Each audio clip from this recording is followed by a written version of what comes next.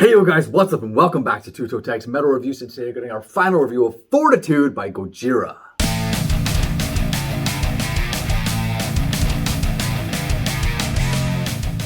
Alright, so Fortitude dropped last week. We've been listening to it all week long as much as we possibly can to develop our opinions for this review. And I'll start off, I guess, and say that I enjoyed listening to this album throughout the week for the most part. I got a lot of notes here. They're kind of messy a little bit. I didn't really have time to organize them that well, so I'm going to try to not be too messy with what I'm saying. But there's a lot of things I noticed. So I'm going to kind of get some of the bad stuff out of the way first, because there was some stuff about this album that I didn't like. Hold On, track number 4. The intro, way too long. This is a comment I made. I can't remember if I made it in the video last week when we did our first impressions, or if I just made it to you just in person. But it's about 1 minute and 40 seconds before the song actually gets going. It could have just been an interlude. They could have just cut it shorter, something like that, to make it a little bit more tolerable. I feel like it's a waste of space. It's boring. It's not even interesting to me anyway.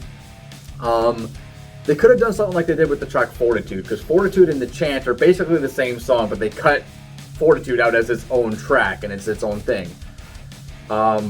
With that being said, I still feel like Fortitude's unnecessary on the album. It doesn't feel like it has a real place. It feels like it's almost shoehorned in there. Even though it is kind of the intro to the Chant, I don't think the Chant needed that. The Chant already kind of has its own intro, so Fortitude to me felt like a wasted space, and both of those things are just kind of stains on the album that, I don't know, it breaks up the pace, but not in a good way. So you didn't really like the Fortitude, like, interlude song, but what did you think of the Chant itself? Okay, so the Chant, I respect the song. It's a good sounding song. It's well written, well performed. It has character to it, but it's not something I personally vibe with. So this is one of those albums throughout the week where I was doing this thing, which I do a lot on this channel, as a critic of metal. This is what we do here. We critique metal. We have to often put our own reservations aside, our own biases, our own personal taste aside, and think outside the box. Is this actually good, regardless if I like it or not, right? So that's what I was challenging myself with on this album, this song specifically, because we reacted to the video for the Chant, and a lot of people love that song. It is a fan favorite, and I think they knew that. That's why they made a video for it. It didn't vibe with me, but I can still recognize it's a good song, right? So I just want to establish that. I don't have much good to say about it, but that's just because it didn't vibe with my personal taste. I mean, you have to admit that, you know, choosing to make a video on that one, I guess, was more of a, you know, let's do this, because they wouldn't really know if it was popular or not, because obviously it would have been recorded before the album's release.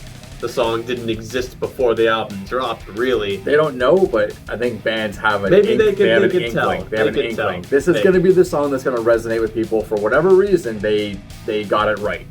Okay. I did notice a lot of people liked the song. I noticed some people were kind of not feeling it, though. Like I said, I felt like the song is a bit divisive.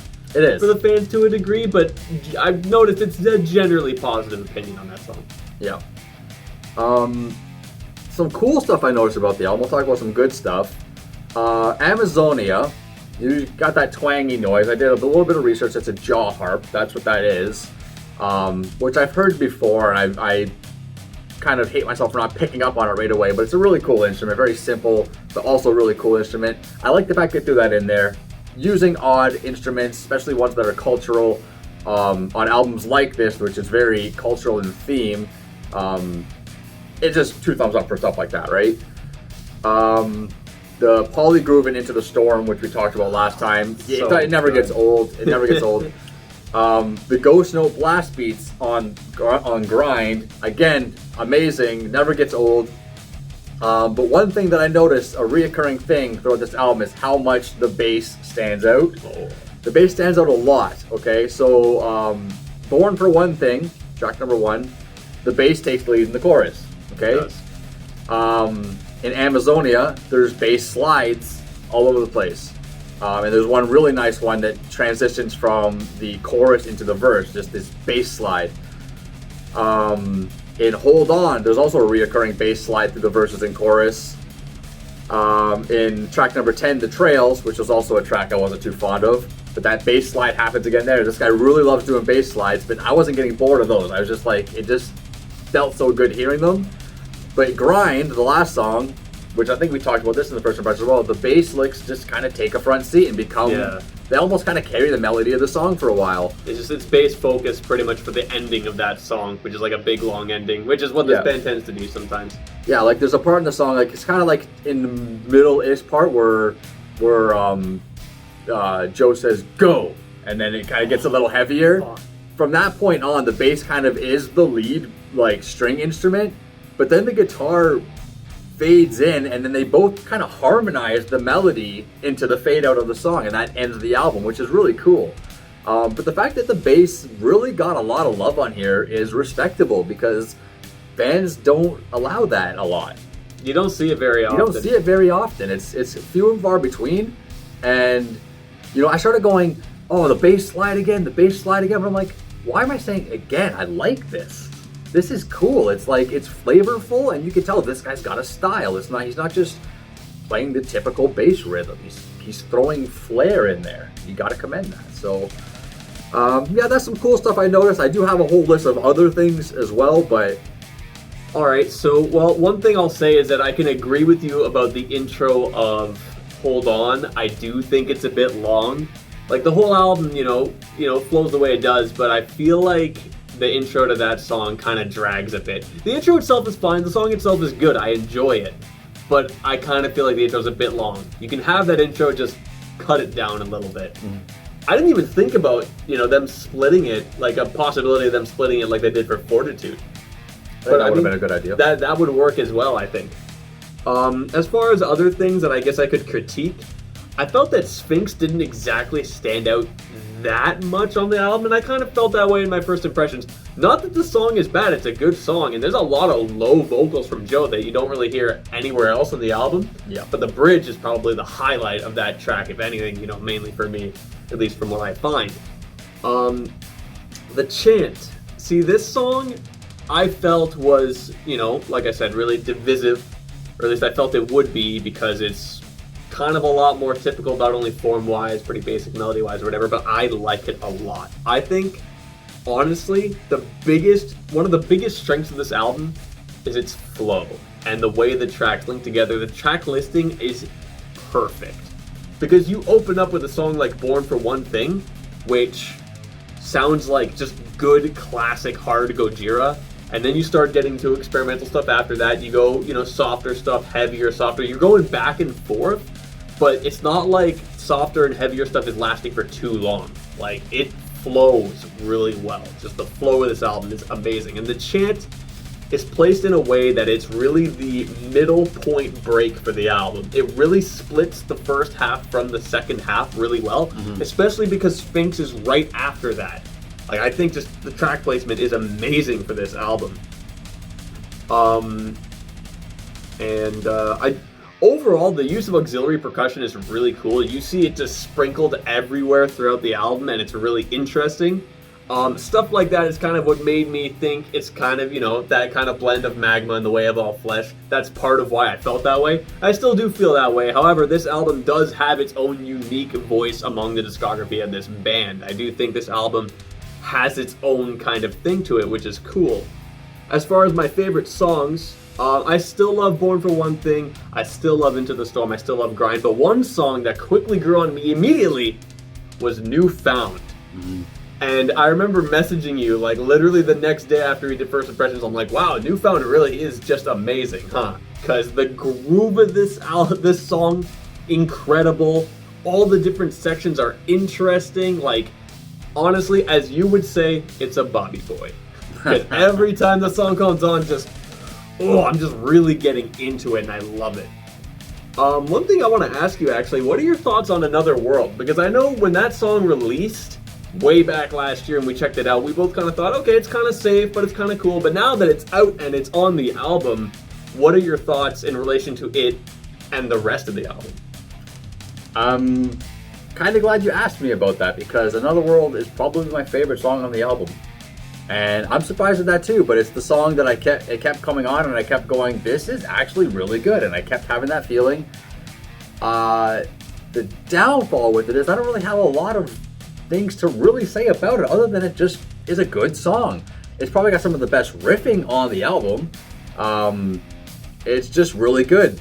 I think as far as the more melancholic songs go for this album, it's probably the heaviest one.